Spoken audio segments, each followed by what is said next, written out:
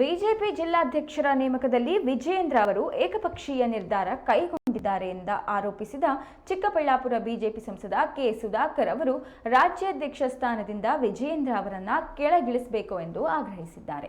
ನಿಮ್ಮ ನಾಯಕತ್ವದಲ್ಲಿ ಕೋಲಾರ, ಚಿಕ್ಕಬಳ್ಳಾಪುರದಲ್ಲಿ ಒಂದು ಸೀಟ್ ಗೆಲ್ಲಿ ನೋಡೋಣ ಎಂದು ಕೆ ಸುಧಾಕರ್ ಅವರು ವಿಜಯೇಂದ್ರ ಅವರಿಗೆ ಬಹಿರಂಗ ಸವಾಲನ್ನು ಹಾಕಿದ್ದಾರೆ. ತಮಗೆ ಬೇಕಾದವರಿಗೆ ಅಧ್ಯಕ್ಷ, ರಾಜ್ಯ ಕಾರ್ಯದರ್ಶಿ, ರಾಜ್ಯ ಪ್ರಧಾನ ಕಾರ್ಯದರ್ಶಿ, ರಾಜ್ಯ ಉಪಾಧ್ಯಕ್ಷರನ್ನ ಮಾಡಿಕೊಂಡಿದ್ದಾರೆ. ಇವತ್ತಿನ ರಾಜ್ಯಾಧ್ಯಕ್ಷ ಮಿಸ್ಟರ್ BY ವಿಜಯೇಂದ್ರ ಅವರ ಧೋರಣೆ ಬೇಸರ ತಂದಿದೆ ಎಂದು ಅಸಮಾಧಾನವನ್ನ ಹೊರಹಾಕಿದರು.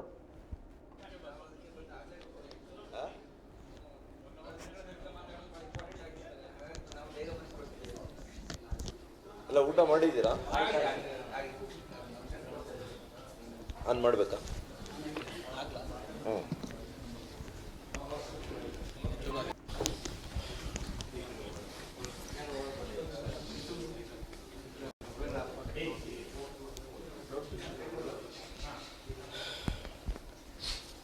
ಶುರು ಮಾಡೋಣ.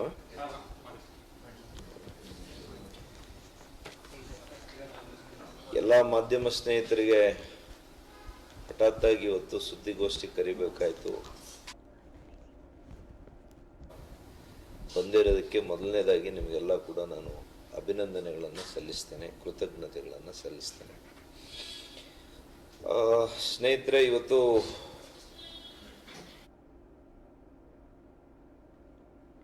ಯಾರನ್ನು ವಿಶ್ವಾಸಕ್ಕೆ ತೆಗೆದುಕೊಳ್ಳುವ ಜಾಯಮಾನ ಅವರದ್ದಲ್ಲ. ಇವರ ದರ್ಪ, ಇವರ ಅಹಂಕಾರ, ಅವರ ಹತ್ತಿರ ಸಾವಿರಾರು ಕೋಟಿ ಇರಬಹುದು. ಇವರ ಹಿಂಬಾಲಕರು ನನ್ನ ಸೋಲಿಸಲು ಪ್ರಯತ್ನ ಪಟ್ಟರು.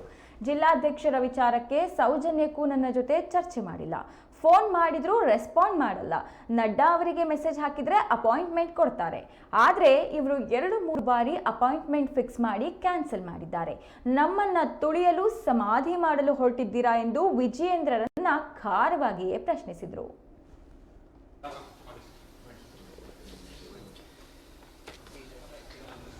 ಎಲ್ಲ ಮಾಧ್ಯಮ ಸ್ನೇಹಿತರಿಗೆ ಹಠಾತ್ತಾಗಿ ಇವತ್ತು ಸುದ್ದಿಗೋಷ್ಠಿ ಕರಿಬೇಕಾಯ್ತು. ತಮಗೆ ಆಹ್ವಾನ ಕೊಟ್ಟಿರೋದಕ್ಕೆ, ತಾವೆಲ್ಲ ಕೂಡ ಬಂದಿರೋದಕ್ಕೆ ಮೊದಲನೇದಾಗಿ ನಿಮಗೆಲ್ಲ ಕೂಡ ನಾನು ಅಭಿನಂದನೆಗಳನ್ನು ಸಲ್ಲಿಸ್ತೇನೆ, ಕೃತಜ್ಞತೆಗಳನ್ನು ಸಲ್ಲಿಸ್ತೇನೆ.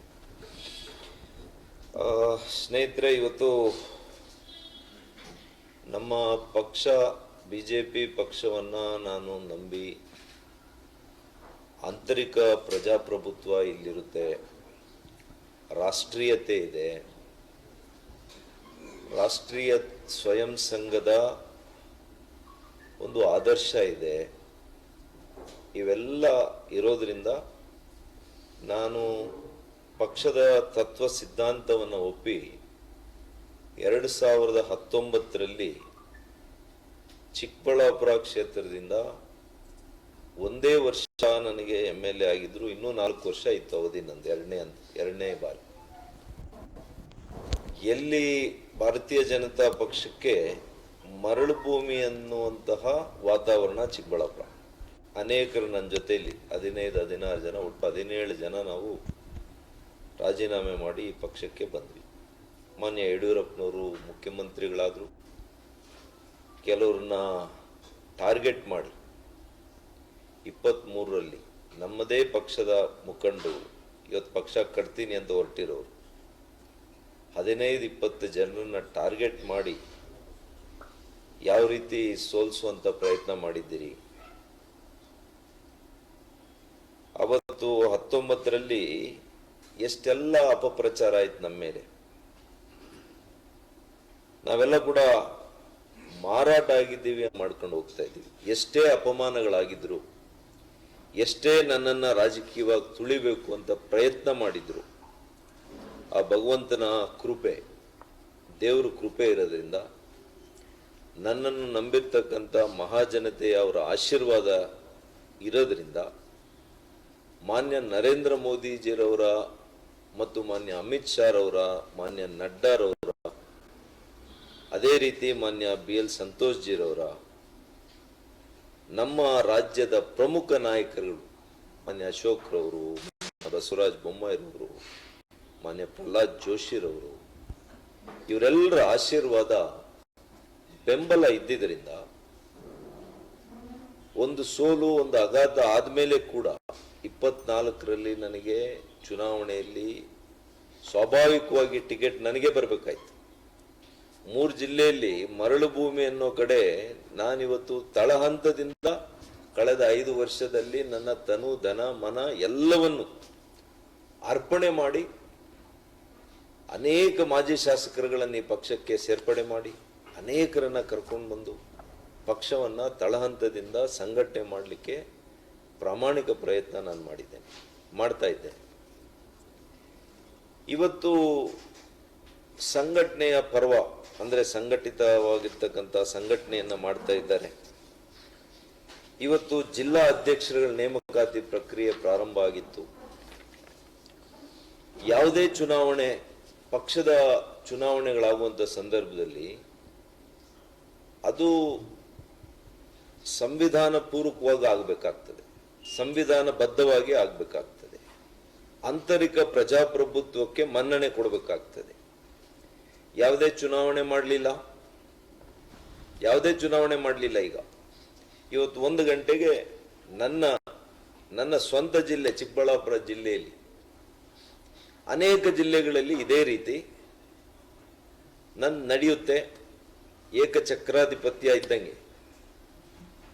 ಪಕ್ಷ ಅಂತಂದ್ರೆ 4 ಜನ ಸೇರಿ ಕಟ್ಟದ ಪಕ್ಷ. ಇವತ್ತು ನಂದೇ ನಡೆಯುತ್ತೆ ಅಂತೇಳಿ ನನ್ನ ಹಿಂದೆ ಮುಂದೆ ಯಾರು ಓಡಾಡ್ತಾರೆ ಅಂತವ್ರು ಮಾತ್ರ ಎಸ್ ಬಾಸ್ ಅನ್ನೋರು ಬೇಕು, ಜಿ ಹುಜೂರ್ ಅನ್ನೋರು ಬೇಕು. ಅಂಥವರನ್ನ ನೀವು ಅಧ್ಯಕ್ಷರುಗಳು ನೇಮಕ ಮಾಡ್ಕೊಳ್ಳೋದು, ನಿಮಗೆ ಬೇಕಾದಂಥ ರಾಜ್ಯದ ಕಾರ್ಯದರ್ಶಿಗಳು ಮಾಡ್ಕೊಳ್ಳೋದು, ಪ್ರಧಾನ ಕಾರ್ಯದರ್ಶಿಗಳು ಮಾಡ್ಕೊಳ್ಳೋದು, ಉಪಾಧ್ಯಕ್ಷರುಗಳು ನೇಮಕ ಮಾಡೋದು, ಇದು ನಾನು ನಮ್ಮ ರಾಷ್ಟ್ರೀಯ ಸ್ವಯಂ ಸಂಘದ ಮುಖ್ಯಸ್ಥರಿಗೆ ಹಲವು ಬಾರಿ ನಾನು ಈಗಾಗಲೇ ಯಾಕೆಂದ್ರೆ ಯಾವಾಗಲೂ ನೀವು ಗಮನಿಸಿರ್ಬೋದು, ಎಷ್ಟೇ ನೋವಾಗಿದ್ರು ನಾನೆಂದೂ ಕೂಡ ಮಾಧ್ಯಮದ ಮುಂದೆ ಬಂದು ಪಕ್ಷದ ವಿಚಾರಗಳನ್ನು ನಾನು ಹಂಚ್ಕೊಂಡಿಲ್ಲ. ಹಂಚ್ಕೊಳ್ಳೋ ಅಂತ ಮನಸ್ಥಿತಿ ಕೂಡ ನಂದಲ್ಲ. ಆ ದಾರಿಯನ್ನು ನಾನು ಯಾವತ್ತೂ ಕೂಡ ಆಯ್ಕೆ ಮಾಡ್ಕೊಳ್ಳಲ್ಲ. ಆದರೆ ಇವತ್ತು ಯಾವ ವ್ಯಕ್ತಿಯನ್ನ, ಯಾರನ್ನ ಮುಖ್ಯಮಂತ್ರಿ ಮಾಡಬೇಕು ಅಂತೇಳಿ ನನ್ನ ಇಡೀ ರಾಜಕೀಯದ ಬದುಕನ್ನೇ ನಾನು ಪಣಕ್ಕಿಟ್ಟು ಬಂದಿರುವಂತ ವ್ಯಕ್ತಿಯನ್ನ ಇವತ್ತು ರಾಜಕೀಯ ಸಮಾಧಿ ಮಾಡಬೇಕು ಅಂತ ಹೊರಟಿದಾರಲ್ಲ ಇವತ್ತಿನ ರಾಜ್ಯಾಧ್ಯಕ್ಷರು ಮಿಸ್ಟರ್ BY ವಿಜಯೇಂದ್ರರವರು, ಇವರು ಧೋರಣೆ ಬಹಳಷ್ಟು ಮುಖಂಡರುಗಳಿಗೆ ಈ ರಾಜ್ಯದಲ್ಲಿ ನೋವನ್ನು ತಂದಿದೆ. ಇವರು ಖಂಡಿತವಾಗಿಯೂ ಕೂಡ